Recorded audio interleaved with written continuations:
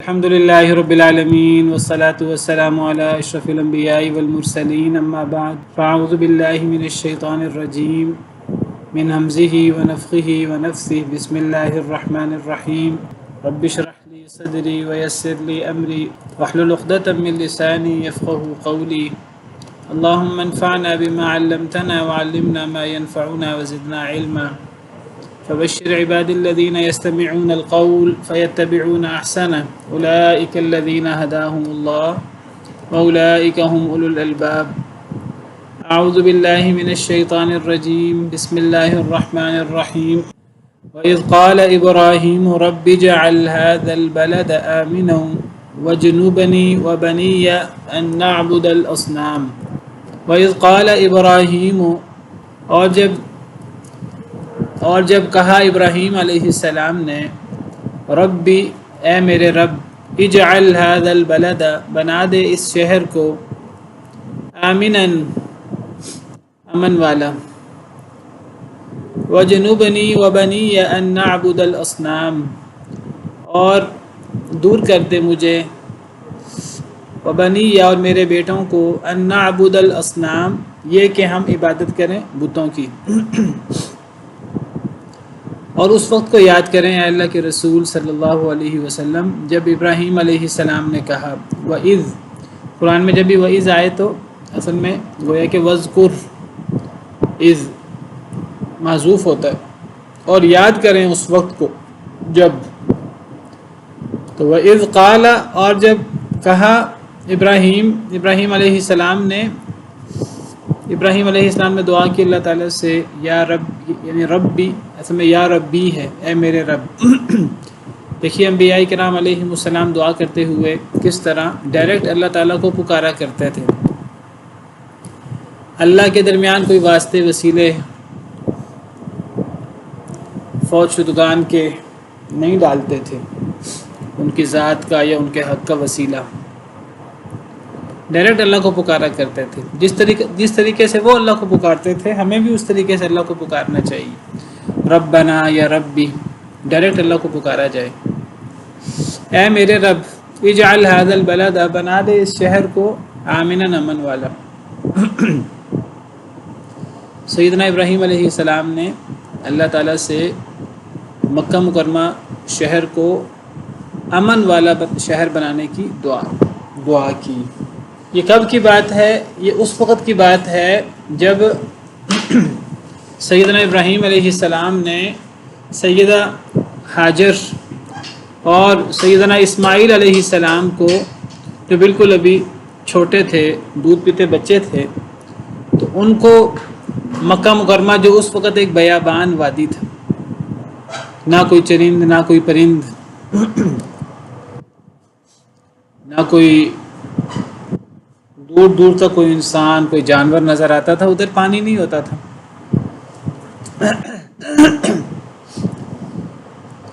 اور یہ وہ وقت تھا جب اصل میں بیت اللہ تو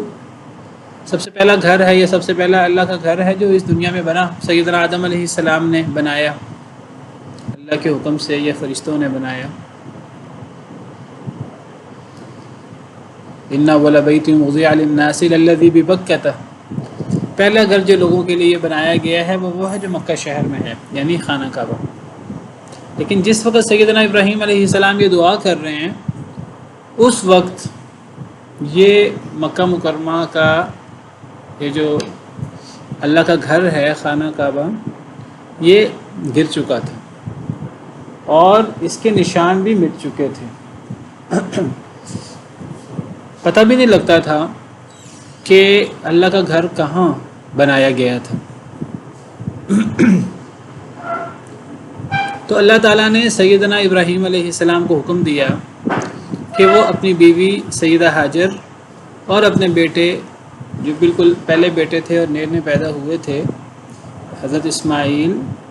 ان دونوں کو بیابان وادی جو بڑی مقدس وادی تھی شروع سے ہی مکہ کی سرزمین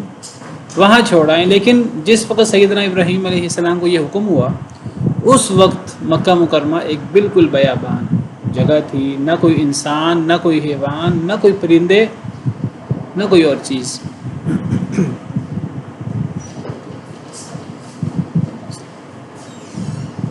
اور وہاں اس وقت خانہ کعبہ بھی نہیں تھا. خانہ کعبہ ہوتا تو وہاں لوگ ہوتے اور لوگ آباد ہوتے. خانہ کعبہ بھی اس کے آثار بھی مٹ چکے تھے. وہ تو بعد میں جب سیدنا اسماعیل علیہ السلام بڑے ہوئے تو اللہ تعالیٰ نے سیدنا ابراہیم علیہ السلام کو باقاعدہ بتایا، جگہ بتائی کہ اے ابراہیم یہاں اللہ کے گھر کے پہلا اللہ کا گھر یہاں بنا تھا. تو وہ جگہ بتائی تو بعد میں سیدنا ابراہیم علیہ السلام نے خانہ کعبہ کی تعمیر نو کی پرانی بنیادوں پر. اس وقت جو خانہ کعبہ اس کی جو موجود ہے یہ وہی پہلی بنیادوں پر ہی اس کو اوپر اٹھایا گیا. حضرت ابراہیم اور حضرت اسماعیل انہوں نے مل کر اس کی دیواریں بلند کی. بعد میں بہرحال کئی مرتبہ سیلاب وغیرہ میں یہ مکہ مکرمہ یہ جو خانہ کعبہ ہے یہ گرا ہے اور اس کو دوبارہ تعمیر کیا گیا ہے، لیکن وہ بنیادیں وہی ہیں شروع والی. تو سیدنا ابراہیم علیہ السلام نے یہ دعا کی.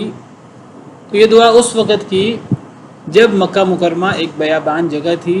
نہ کوئی انسان، نہ کوئی حیوان، نہ کوئی چرند، نہ کوئی پرند، نہ کوئی پانی، نہ کچھ اور کچھ بھی وہاں نہیں تھا. اللہ کے حکم سے سیدنا ابراہیم علیہ السلام اپنی بیوی حضرت ہاجر کو اور سیدنا اسماعیل علیہ السلام کو وہاں چھوڑا ہے صرف اللہ توکل پہ. اللہ نے آزمائش کی سیدنا ابراہیم اور سیدہ ہاجر اس آزمائش پہ پورا اترے بدرجہ اتم. تو سیدنا ابراہیم علیہ السلام نے وہاں دعا کی اس وقت کہ اے اللہ اس شہر کو امن کا شہر بنا دے. آپ دیکھیے کہ نہ کوئی وہاں انسان ہے، نہ کوئی حیوان ہے، نہ کچھ اور ہے. یہ دعا نہیں کی کہ اے اللہ تعالیٰ اس میں کوئی پانی ہو، یا اللہ اس میں کوئی کھانے پینے کی چیزیں ہوں، یا اللہ اس میں انسان آباد ہوں تاکہ میرے بیوی بچے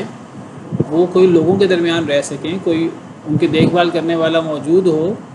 سب سے پہلے جو دعا کی ہے وہ امن کی دعا کی. اس کے بعد آگے ذکر ہے کہ سیدنا ابراہیم علیہ السلام نے بعد میں یہ بھی دعا کی کہ اے اللہ تعالیٰ یہاں پھلوں کا رزق بھی ہو، یا اللہ یہاں لوگ بھی آباد ہوں. آگے آئے گا ابھی میں ذکر کرتا ہوں. لیکن سب سے پہلے جو سیدنا ابراہیم علیہ السلام نے دعا کی ہے وہ دعا کی ہے کہ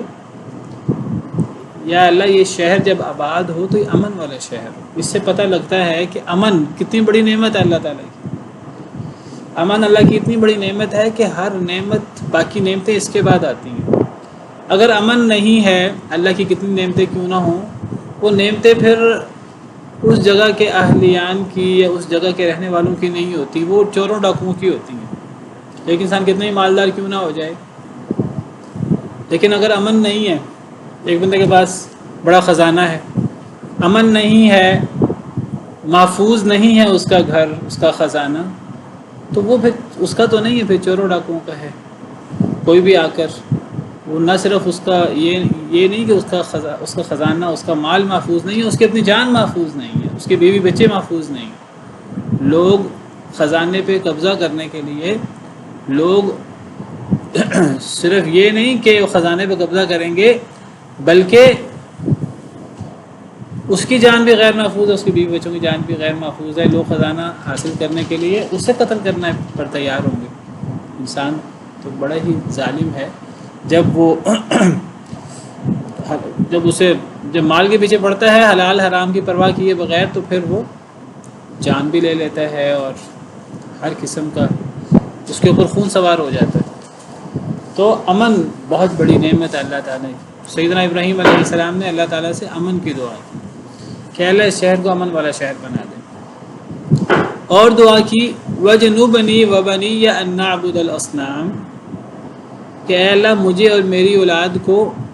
دور کر دے. وجنوبنی، وجنوب اجتناب کرنا اسی سے ہی ہوتا ہے، اور دور کر دے مجھے، وجنوبنی دور کر دے مجھے، وبنی اور میری اولاد کو، ان نعبد الاصنام یہ کہ ہم عبادت کریں بتوں کی. تو سیدنا ابراہیم علیہ السلام نے اپنے اور اپنے اولاد کے لیے دعا کی کہ اے اللہ ہمیں بتوں کی عبادت سے بچا. وبنیہ، وبنیہ کا کیا مطلب ہے، کون بتائے گا آپ میں سے؟ وبنیہ، اولاد واحد ہے جمع ہے کیا ہے یہ وبنیہ جی بیٹا یعنی واحد ہے یہ وبنیہ وبنیہ کا صحیح ترجمہ کیا ہوگا کیا ترجمہ کیا جائے گا بیٹا اگر ترجمہ کریں پھر تو وبنیہ نہیں ہونا چاہیے پھر تو وبنی ہونا چاہیے یعنی تب کیا ہونا چاہیے تب ہونا چاہیے وجنبنی و ابنی کہ اے اللہ مجھے بچا لے اور میرے بیٹے کو و ابنی اور وبنیہ میں کیا فرق ہے بات سمجھ آ رہی کہ نہیں آ رہی وجنبنی یہ تو واضح ہے وجنبنی بچا لے مجھے آگے وبنیہ ایک ہے وبنیہ اور ایک ہے وبنی تو وبنیہ کا کیا مطلب ہوا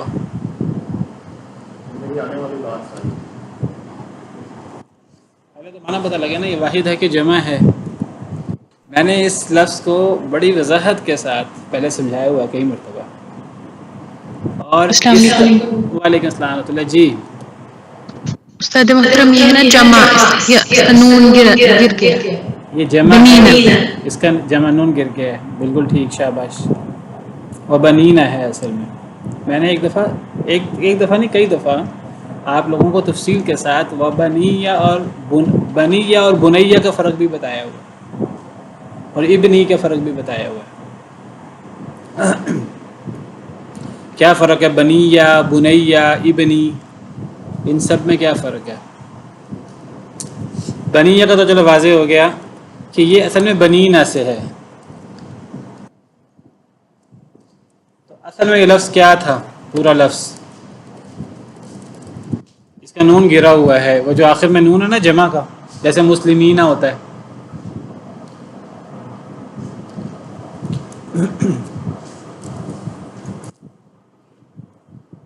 یہ اصل میں لفظ ہے بنینا اور ساتھ یا ہے میں میرے کے معنی میں ایک لفظ ہوا بنیہ ایک لفظ ہوا بنیہ اور ایک لفظ ہے ابنی ابنی تو واضح ہے چلیں ابن جمع یا بنیہ کس سے ہے بنیہ کا اصل کیا ہے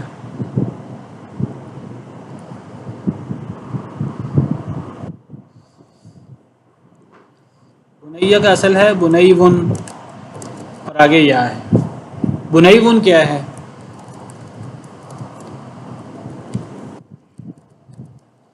یہ اسم تصغیر ہے تصغیر اس کو کہتے ہیں عربی زبان میں تصغیر کا کیا مطلب ہوتا ہے عربی زبان کے اندر ایک وزن ہے ایک فارم ہے فعیل یہ فعیل کا وزن تصغیر کے لیے آتا ہے تو یہ بنیہ تصغیر ہے تصغیر کا کیا مطلب ہوتا ہے تصغیر کا مطلب یعنی چھوٹا کرنا صغر سے چھوٹا کرنا تو تصغیر یعنی مثلا رجل ہے اگر آپ رجیل کہہ دیں گے تو چھوٹا آدمی غلام ہے لڑکا تو غلیم یا غلیم اگر آپ کہیں گے تو اس کا مطلب ہوگا چھوٹا لڑکا ٹھیک ہے تو ابن ہے ابن بیٹا جو ابن ہے اس کا اصل میں جو ابن ہے اس کا بھی اصل پتہ ہونا چاہیے ہمیں ابن کا اصل ہے بنون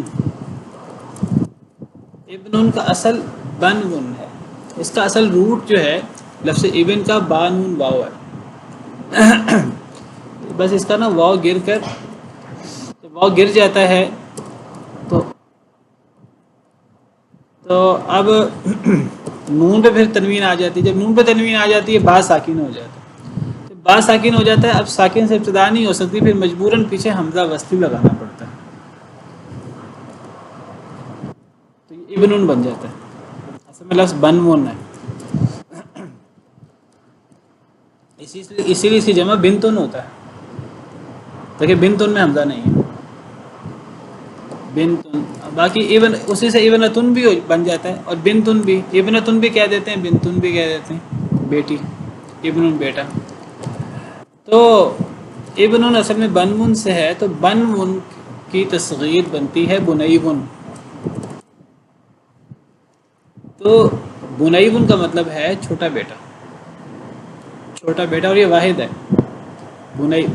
بنیون. ابنی کا مطلب میرا بیٹا، اور بنیا اصل میں بنیون اور یا ہے. تو یہ واو اور یا آپس میں اس کو کہتے ہیں ادغام ہوا. ادغام ہونے سے واو یا بن گیا، تو یہ پیچھے بھی یا ہے، تو یہ یا ختم کر کے یا کے اوپر شد آ گئی. تو یہ ایک یا میں میرے کے معنی میں ہے، اور ایک یا اور واو درمیان میں تھا، وہ گرا ہوا ہے. تو یہ بنیا اس طرح بن گیا. تو بنیا اگر پیچھے یا ہو یا بنیا، تو اے میرے چھوٹے بیٹے. تصغیر ہے. تصغیر جو ہے عربی زبان میں، اس میں یا تو باقاعدہ کتاب کی جمع کتاب سے تصغیر بنائیں، کتیب چھوٹی کتاب، کتابچہ. تو تصغیر سے یا تو بڑے سے چھوٹے کا معنی ہوتا ہے، یا تصغیر سے کسی کو ایک تو مثلا ایک بڑی کرسی، چھوٹی کرسی، چھوٹی کرسی کے لیے تصغیر آ جائے گا قریسی، ٹھیک ہے، جیسے غلیم، بنیون، بنیا. یا تو اس میں بڑے سے چھوٹے کا معنی ہوتا ہے رجل سے رجیل، یا اس میں ایک عام آدمی کو حقیر کرنا مقصود ہوتا ہے. اگر ایک آدمی کو کہنا عربی زبان میں کہ تو بڑا نیچ آدمی ہے، بڑا ہلکا آدمی ہے، تو اس کے لیے بھی اسے رجیل کہہ دیتے ہیں. ایک آدمی چھوٹے قد کا ہو یا چھوٹا ہو تب بھی رجیل کہہ دیتے ہیں، صرف چھوٹا کے معنی میں جس میں تصغیر یا حقارت مقصود نہیں ہوتی. کبھی عربی زبان میں تصغیر کے وزن سے کسی کو ذلیل کرنا مقصود ہوتا ہے، اور کبھی تصغیر سے لہجے میں شفقت بھرنا مقصود ہوتا ہے.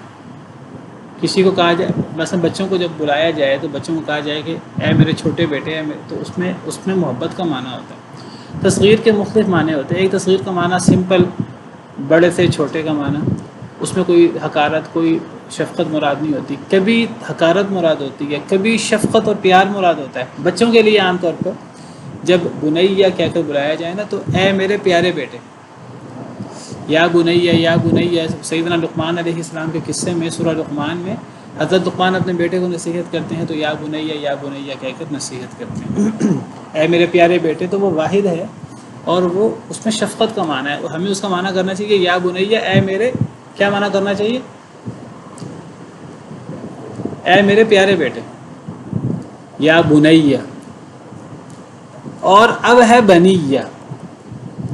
اگر یا بنیہ ہو تو بنیہ یہ جمع ہے، بنینا اور آگے یا ہے. تو جب یہ اصل میں جمع مذکر سالم ہے، جمع مذکر سالم جب مضاف ہو یا تثنیہ، اس کا نون گر جاتا ہے. اس کا نون گرا ہوا، جب نون گرا ہوا تو یہ یا سے ملی، تو یہ ایک یا بنا کر اس کے اوپر شاید جزم اور زبر آ گئی، بنی یا. اس میں بھی میرے کا معنی ہے. تو اے میرے بیٹو، اگر یا بنی یا ہو تو یہ جمع ہے، اے میرے بیٹو. یا بنیا ہو تو اے میرے پیارے بیٹے. اور اگر یہ کہنا ہو اے میرے بیٹے، تب کیا ہوگا؟ یبنی یا ابنی، اے میرے بیٹے. آگے سمجھ، یہ یاد رکھیے گا آپ. تو اب یہاں ہے کہ سیدنا ابراہیم علیہ السلام کہتے ہیں اے اللہ مجھے بچا لے اور میرے بیٹوں کو. سیدنا ابراہیم علیہ السلام کے پاس ابھی سیدنا اسماعیل علیہ السلام سے چھوٹے تھے. آپ کو پتہ ہے سیدنا اسماعیل علیہ السلام جب بڑے ہوئے اور سیدنا ابراہیم علیہ السلام کو جب حکم ہوا کہ انہیں ذبح کریں خواب میں، اور جب سیدنا ابراہیم علیہ السلام اس پر تیار ہو گئے، سیدنا اسماعیل بھی اور حضرت ابراہیم نے انہیں لٹا لیا، تو اللہ تعالیٰ نے ان کی جگہ پر فدیہ دے دیا بچھڑے کا، اور اللہ نے فرمایا کہ آپ نے تو خواب سچ کر دکھایا ہے. تو اللہ نے انعام میں سیدنا ابراہیم علیہ السلام کو اس کے بعد سیدنا اسحاق علیہ السلام کی اور انہی کے ساتھ پوتے یعقوب کی بشارت بھی دی تھی. حضرت یہ جو ذبح والا واقعہ ہے اس کے بعد، تو سیدنا ابراہیم، سیدنا اسماعیل، سیدنا اسحاق میں 12-13 سال کا فرق ہے. سیدنا اسماعیل علیہ السلام کے ساتھ یہ واقعہ پیش آیا ہے تقریباً یہ 13 سال کی عمر کا. اللہ تعالیٰ فرماتے ہیں جب وہ دوڑنے کی عمر کو پہنچ گئے تھے، فلما بلغ معه السعی، تو حضرت ابراہیم علیہ السلام کی پہلی اولاد پہلے بیٹے سیدنا اسماعیل علیہ السلام ہیں، پھر سیدنا اسحاق علیہ السلام ہیں، اور پھر اللہ تعالیٰ نے سیدنا ابراہیم علیہ السلام کو اور بیٹے بھی دیے، کہا جاتا ہے 8 بیٹے تھے، واللہ عالم، اللہ بہتر جانتے ہیں۔ ان میں سے جو نبی بنے اور جو سب سے افضل تھے وہ سیدنا اسماعیل اور اسحاق علیہ السلام ہی تھے۔ سیدنا اسحاق علیہ السلام سے اللہ نے پھر سیدنا یعقوب علیہ السلام دیے، اور حضرت یعقوب کا لقب اسرائیل ہے، اور ان کی اولاد کو بنی اسرائیل کہتے ہیں۔ اور سیدنا اسماعیل علیہ السلام کی اولاد میں کوئی نبی نہیں ہوا، حتیٰ کہ نبی کریم صلی اللہ علیہ وسلم سیدنا اسماعیل علیہ السلام کی اولاد سے ہوئے ہیں، جو تمام انبیاء و رسول کے سردار ہیں۔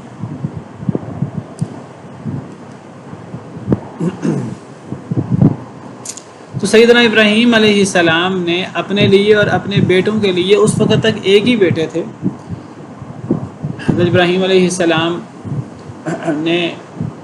یعنی ایک بیٹے کے لیے سب بیٹوں کے لیے دعا کی کہ اللہ اور بیٹے بھی دے گا، یا ان کو وحی کے ذریعے پتہ تھا۔ بہرحال انہوں نے اپنے لیے اور اپنے بیٹوں کے لیے، سب اولاد کے لیے انہوں نے دعا کی کہ اے اللہ مجھے اور میری اولاد کو، میرے بیٹوں کو، مجھے اور میری اولاد کو بتوں کی عبادت سے بچا۔ تو دیکھیے سیدنا ابراہیم علیہ السلام وہ شخصیت ہیں کہ جو توحید کا استعارہ آپ سمجھ لیجیے، یعنی اللہ نے ان کو قرآن کریم میں سیدنا ابراہیم علیہ السلام کو ایک توحید کا علم بنا کر پیش کیا ہے کہ سیدنا ابراہیم علیہ السلام نے شرک نہیں کیا، اور وہ پکے موحد تھے، اور کس طرح انہوں نے اپنی قوم کے سامنے توحید کو پیش کیا، اور کس طرح پوری زندگی انہوں نے اللہ کی توحید کے لیے، اللہ کی ذات کے لیے وقف کی، اور انہوں نے اس اللہ کی توحید کے لیے کیا کیا قربانیاں دی، کیسے انہوں نے، قوم والوں نے ان کو آگ میں پھینکنے کی کوشش کی، اللہ نے وہاں بچا لیا، نمرود کے ساتھ مکالمہ ہوا، اللہ نے وہاں فتح دی، اور پھر دیگر حضرت اسماعیل والا واقعہ۔ تو جگہ جگہ سیدنا ابراہیم علیہ السلام نے قربانی پیش کی، ہر قسم کی۔ تو سیدنا ابراہیم علیہ السلام کو اللہ تعالیٰ قرآن میں جگہ جگہ کہتے ہیں کہ وہ ابراہیم حنیفہ، ابراہیم حنیف تھے، یک طرفہ تھے، ایک اللہ والے تھے،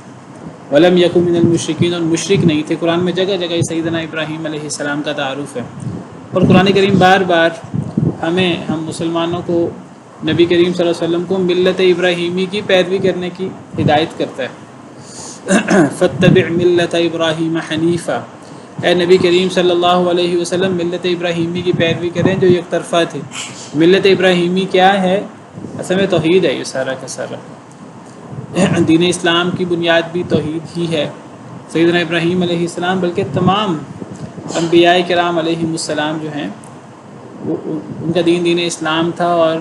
سب کا جو خلاصہ ہے اور سب کی دعوت جو ہے وہ توحید کی تھی۔ اور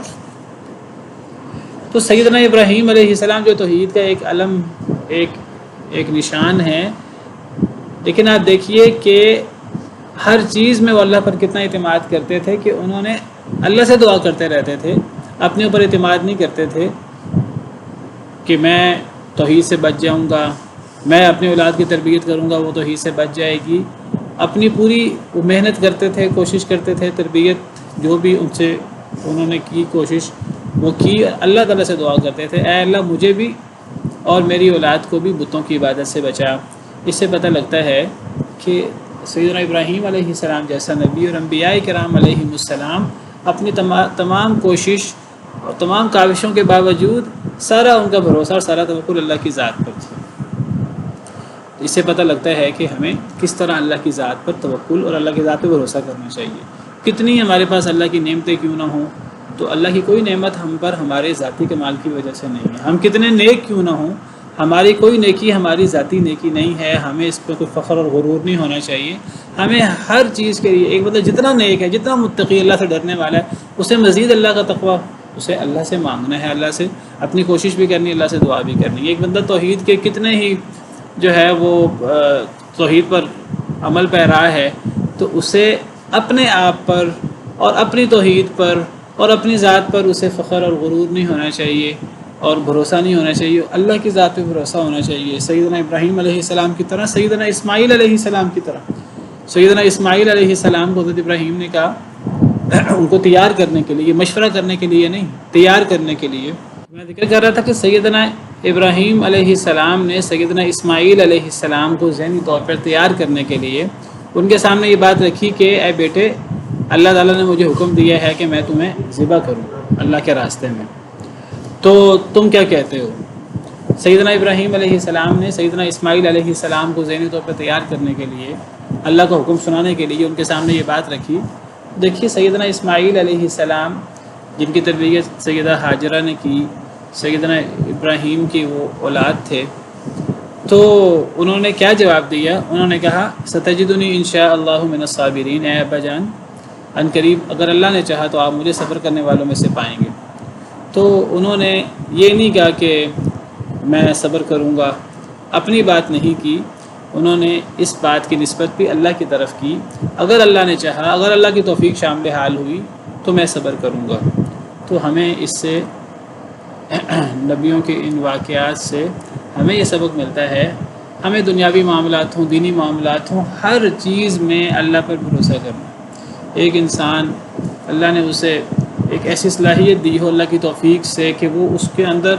ایک مرکزی حیثیت رکھتا ہو، پھر بھی اسے اس چیز میں اللہ کے اوپر بھروسہ کرنا۔ سیدنا ابراہیم علیہ السلام توحید کا ایک علم ہے، نشان ہے، لیکن وہ توحید کے بارے میں اور بتوں کی عبادت سے بچنے کے لیے اور شرک سے بچنے کے لیے ہر دم اللہ سے دعا کرتے تھے، اپنے لیے بھی اور اپنی اولاد کے لیے بھی۔ بہت بڑی بات ہے، اور ہر وقت دعا کرتے رہتے تھے۔ تو حضرت ابراہیم علیہ السلام نے دعا کی اللہ تعالیٰ سے، اے اللہ تعالیٰ اس شہر کو امن والا شہر بنا دے، اور اے اللہ مجھے اور میری اولاد کو، میری جو اولاد موجود ہے وہ، اور آئندہ آنے والی میری نسل کو، سب کو اے اللہ توحید پر گامزن کر دے اور بتوں کی عبادت سے بچا لے۔ اس سے پتہ لگتا ہے شرک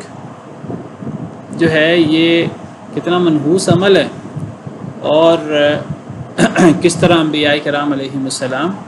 جو ہیں وہ اللہ پر بھروسہ کرتے تھے، اللہ پہ توکل کرتے تھے، اور اس سے پتہ لگتا ہے توحید کی کتنی زیادہ اہمیت ہے۔ رب انہن اضللن کثیرا من الناس، ربی اے میرے رب، انہن بے شک انہوں نے، کنہوں نے؟ بتوں نے، اصنام کی طرف ضمیر لوٹ رہی ہے، اضللن انہوں نے گمراہ کر دیا ہے، کثیرا من الناس بہت لوگوں کو، اے اللہ انہوں نے بہت لوگوں کو گمراہ کیا ہے۔ یہ بتوں کی عبادت کے فتنے میں، اس شبے میں بہت سارے لوگ مبتلا ہو گئے ہیں۔ شیطان کا سب سے بڑا حربہ لوگوں کو شرک کی طرف لے جائے، لوگوں کو توحید کے بارے میں شکوک و شبہات میں مبتلا کر دے۔ تو اے اللہ ان بتوں نے بہت سے لوگوں کو گمراہ کیا ہے، اے اللہ یہ مجھے اور میری اولاد کو گمراہ نہ کر دیں۔ ہم پوری کوشش کرتے ہیں کہ ہم توحید پر عمل پیرا ہوں، ہم شرک سے بچیں، لیکن اے اللہ ہم نہیں بچ سکتے جب تک آپ کی توفیق نہ ہو،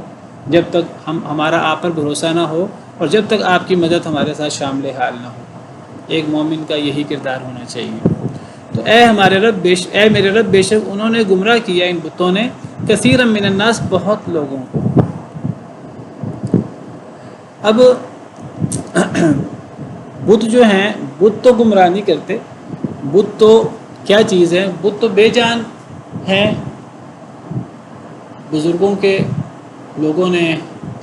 پتلے بنائے ہوتے ہیں مٹی سے، پتھر سے، اور ان کی پوجا کرتے ہیں۔ وہ فوت شدہ بزرگ ہوتے ہیں، یا تو لوگ ان کے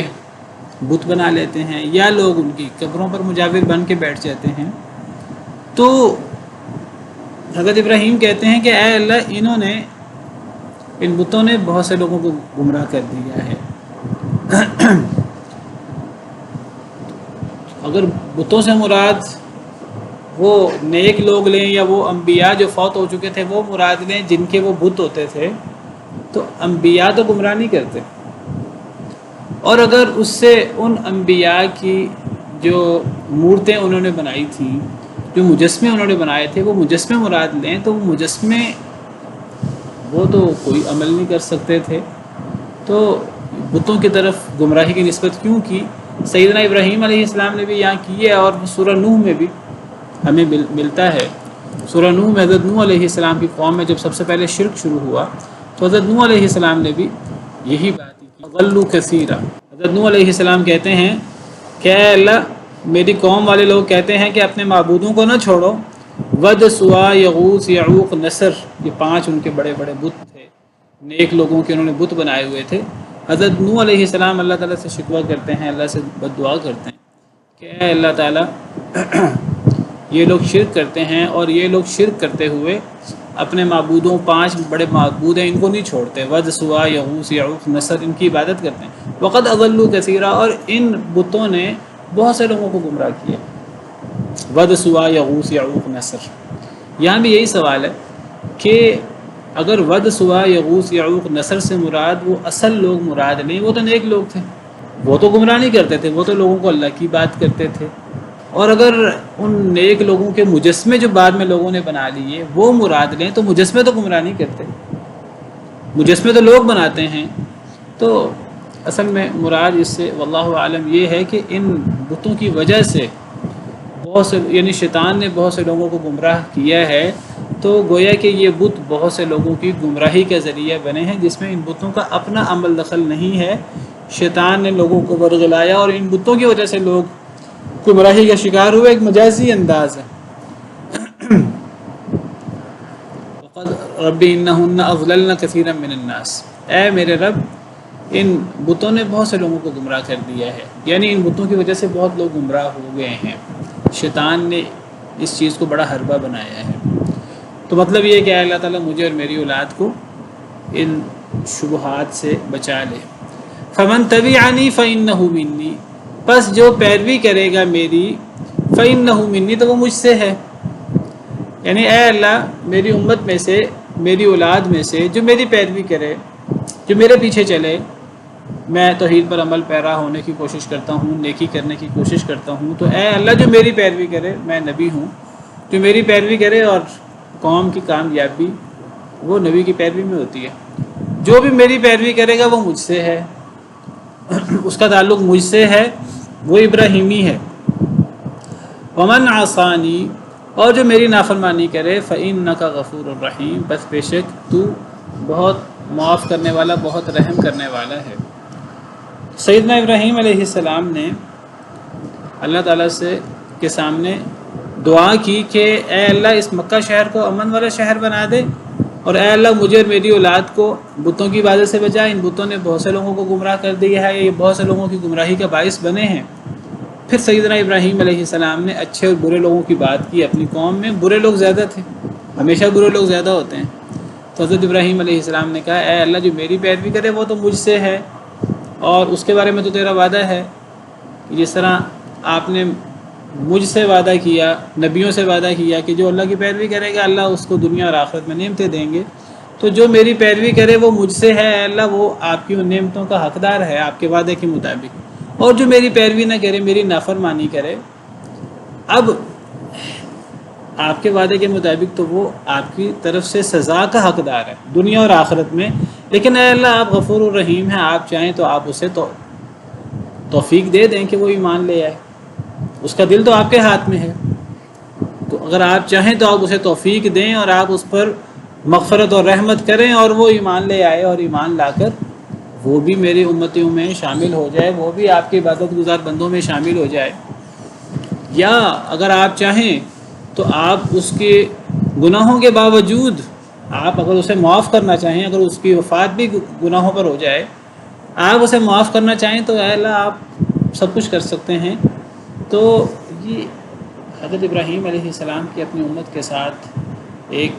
رحمت اور ایک شفقت، مودت نظر آتی ہے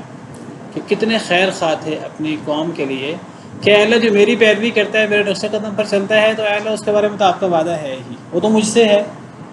اور اے اللہ جو میری نافرمانی کرتا ہے تو اے اللہ آپ اگر معاف کرنا چاہیں آپ کو کون روک سکتا ہے، آپ تو معاف کر سکتے ہیں، آپ غفور الرحیم ہیں۔ تو نبی اپنی قوم کے لیے،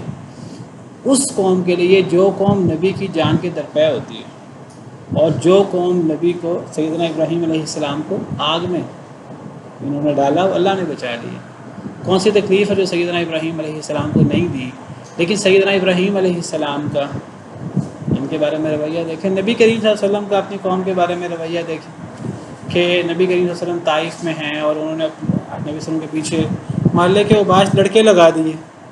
اور وہ نبی کریم صلی اللہ علیہ وسلم کو پتھر مار رہے ہیں اور نبی کریم صلی اللہ علیہ وسلم کے پاؤں مبارک زخمی ہو گئے، خون سے بھر گئے۔ اب فرشتہ آتا ہے اور اللہ کی طرف سے اور پوچھتا ہے اگر آپ کہیں تو یہ مکہ اور طائف کے پہاڑوں کو ان کے اوپر گرا دیا جائے اور ان کو تباہ و برباد کر دیا جائے، تو نبی کریم صلی اللہ علیہ وسلم فرماتے ہیں کہ نہیں، شاید کہ اللہ تعالیٰ ان لوگوں کی اولاد میں ایسے لوگ پیدا کر دے جو ایمان لے آئیں اور جو اصلاح کر لیں۔ تو نبی کا یہ کردار ہوتا ہے، اللہم اہدی قومی فإنہم لا یعلمون، اے اللہ میری قوم کو ہدایت دے، یہ جانتے نہیں ہیں۔ تو وہ اس قوم کے لیے جو قوم گویا کہ وہ نبی کی جان کے درپیر ہو جاتی ہے، نبی کی دشمن ہو جاتی ہے، نبی اس کے لیے کتنا خیر خواہ ہوتا ہے کہ نبی اس کی ہدایت کے لیے دعائیں کرتا ہے راتوں کو اٹھ کر۔ سیدنا عیسیٰ علیہ السلام، ان کے بارے میں بھی یہ ملتا ہے کہ انہوں نے دعا کی اللہ تعالیٰ سے، ان تعذبہم فإنہم عبادک، اے اللہ اگر آپ ان لوگوں کو عذاب دیں، ان اپنے نافرمانوں کو، فإنہم عبادک، اے اللہ آپ کے بندے ہیں، آپ کے ہی بندے ہیں، آپ نے پیدا کیا ہے، آپ عذاب دینا چاہیں تو آپ کا عدل ہے، اور اگر آپ کے بندے ہیں آپ معاف کر دیں تو آپ کے بندے ہیں۔ ان تعذبہم فإنہم عبادک وَإِن تَغْفِرْ لَهُمْ فَإِنَّكَ أَنْتَ الْعَزِيزُ الْحَكِيمُ، اے اللہ اگر آپ ان کو معاف کر دیں ان گناہ گاروں کو تو اے اللہ آپ اس پر غالب ہیں، اور آپ فَإِنَّكَ أَنْتَ الْعَزِيزُ الْحَكِيمُ، آپ حکمت والے ہیں۔ اگر آپ عذاب دیں، آپ کے بندے ہیں، آپ عذاب دے سکتے ہیں، اور آپ کا یہ عذاب عدل پر مبنی ہے، آپ کے بندے ہیں، آپ چھوڑ بھی سکتے ہیں۔ وَإِن تَغْفِرْ لَهُمْ، اور اگر آپ نے معاف کر دیا، فَإِنَّكَ أَنْتَ الْعَزِيزُ الْحَكِيمُ، آپ سے کون پوچھ سکتا ہے؟ آپ سے کوئی نہیں پوچھ سکتا، آپ غالب حکمت والے ہیں۔ سیدنا عیسیٰ علیہ السلام کی دعا ہے اپنی قوم کے لیے، اپنی قوم کے نافرمانوں کے لیے یہ دعا ہے۔ تو نبی صلی اللہ علیہ وسلم نے سیدنا ابراہیم علیہ السلام کی دعا پڑھی، سیدنا عیسیٰ علیہ السلام کی دعا پڑھی، اور کہا میں بھی اپنی قوم کے لیے اسی طرح ہی دعا کرتا ہوں۔ تو بہرحال یہ انبیاء کرام علیہ السلام اپنی قوم کے لیے کتنے خیر خواہ تھے۔ نبی کریم صلی اللہ علیہ وسلم اتنی دعا کرتے تھے اپنی قوم کی ہدایت کے لیے، اور اتنا ہلکان ہو جاتے تھے کہ اللہ تعالیٰ کو کئی دفعہ تنبیہ کرنی پڑی، لعلک باخع نفسک علی آثارہم ان لم یؤمنوا بہذا الحدیث اسفا، اگر یہ لوگ ایمان نہ لائیں تو شاید آپ اپنے آپ کو تاسف کے مارے ہلاک ہی کر ڈالیں۔ تو یہ نبی کا شفقت اور نبی کی رحمت ہے، وما ارسلناک الا رحمۃ للعالمین۔ لیکن دیکھیے جس طرح ہر قوم نے اپنے نبیوں کو تنگ کیا ہے، تکلیفیں دی ہیں، نبی کریم صلی اللہ علیہ وسلم کو آپ کی قوم نے، آپ کی قوم میں، آپ کی امت میں آپ کے ماننے والے بھی آتے ہیں، نہ ماننے والے بھی آتے ہیں، تو آپ کی امت میں، آپ کی قوم نے آپ کو بڑی تکلیفیں دی ہیں۔ ہر امت نے اپنے نبی کا مذاق اڑایا ہے، یا حسرتن علی العباد ما یاتیہم من رسول الا کانوا بہ یستہزئون۔ قریش مکہ نے نبی صلی اللہ علیہ وسلم کا مذاق اڑایا اور آپ کو تکلیفیں دی، اور آج تک بدبخت لوگ نبی کریم صلی اللہ علیہ وسلم کے خاکے بناتے ہیں اور آپ کی توہین کرتے ہیں۔ اور نبی کریم صلی اللہ علیہ وسلم کتنی شفقت اور کتنی رحمت تھے آپ، تو اس سے نبیوں کا کردار سامنے آتا ہے۔ جی آپ میں سے کسی کا سوال تھا؟ جی سر، جی سر نسبت کی ہے اس کی طرف کہ یہ ان کی طرف سے نسبت کی ہے، ہم اس کی آیات میں پڑھ رہے تھے، اسلام کی طرف جو ضمیر اٹھ رہی ہے، جی جی ہم نے اس کے بارے میں، تو آپ نے کہا اس کے بارے میں دو چیزیں ہیں، یا تو یہ اس میں میں آپ کو پوائنٹ میرے ذہن میں آیا تو میں نے کہا آپ کو شیئر کروں۔ جی اس میں یہ چیز ہے کہ مائدہ میں ہے نا کہ یہ چیز یہ جو بت ہیں شیطان کے تیر ہیں، شاید اس لیے نسبت اس کی طرف کی گئی ہے۔ کس لیے نسبت کی گئی ہے؟ سورۃ مائدہ میں ایک آیت ہے نا جس میں 3-4 چیزوں کا ذکر ہے کہ یہ شیطان کے تیر ہیں، ہاں، تو شاید اس لیے اس کا نام اس لیے اس طرح نسبت کی گئی ہے۔ لیکن دیکھیے سوال یہ پیدا ہوتا ہے کہ ان میں ان کا ذاتی کردار نہیں ہے۔ اگر یہ اس سے اصل لوگ مراد ہوں وہ تو نبی ہیں یا اللہ کے ولی ہیں، اور اگر اس سے مراد ان کے بت ہیں تو بت تو کچھ نہیں کرتے۔ تو علماء نے یہی بھی ذکر کیا واللہ عالم کہ اصل میں شیطان ان کو اصل میں وہ واسطہ بنا کر ان کے ذریعے لوگوں کو گمراہ کرتا ہے۔ تو یہ بتوں کے ذریعے لوگ اتنا گمراہ ہوتے ہیں کہ وہ گمراہی کی نسبت ہی بتوں کی طرف کر دی مجازی طور پر، ورنہ تو یہ بت نہ، یہ جو بتوں کی جو اصل ہیں، جو نبی ہیں یا ولی ہیں، نہ وہ گمراہ کرتے ہیں اور نہ بت خود گمراہ کرتے ہیں، ان کا تو اپنا کوئی کردار نہیں ہوتا، لیکن یہ بہت سے لوگوں کی گمراہی کا باعث ضرور بنتے ہیں۔ تو وہ اتنے لوگوں کی گمراہی کا باعث بنتے ہیں، یہ بت پرستی، اس کے پیچھے یہ تصویریں اور مجسمے اتنا بڑا سبب ہیں کہ اللہ نے گمراہی کی نسبت مجازی طور پہ ان کی طرف کر دی کہ یہ کتنی بڑی گمراہی کا سبب ہے۔ اور سورہ نوح میں بھی وقد اضلوا کثیرا، ان بتوں نے بہت سے لوگوں کو گمراہ کیا، حالانکہ وہ بت تو نیک لوگوں کے تھے، اور وہ جو بت تھے وہ خود تو کچھ بھی نہیں کر سکتے تھے، ان کو تو لوگ بناتے تھے، لیکن وہ بت بہت سے لوگوں کی گمراہی کا سبب بنے، تو مجازی طور پر گمراہی کی نسبت ہی بتوں کی طرف کر دی۔ اللہ تعالی عالم۔ چلیں اتنا ہی کافی ہے، باقی انشاءاللہ کل۔ سبحان ربک رب العزت عما یصفون وسلام علی المرسلین والحمد للہ رب العالمین۔